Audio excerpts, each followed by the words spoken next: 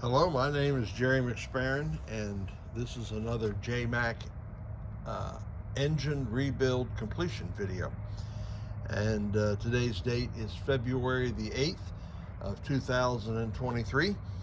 And today the engine I'm going to talk about is FM60002UE. And this is out of a Triumph Spitfire. It is a 1500. It'll also fit the MG Midget 1500, exact same engine. Everything matches up exactly. This engine has been completely gone through, just like all my others that I talk about. It's got all the performance things. I always drill out the center main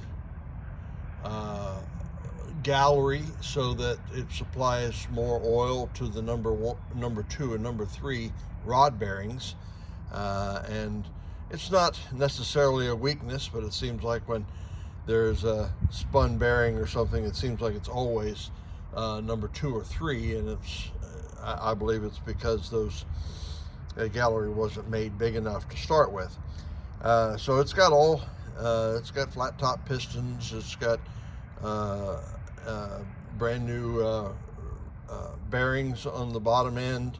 The crank's been turned. It's been balanced with from the flywheel to the front pulley, and all the rods and pistons have been weight balanced, and it's got a new rocker shaft. It's got the valves have all been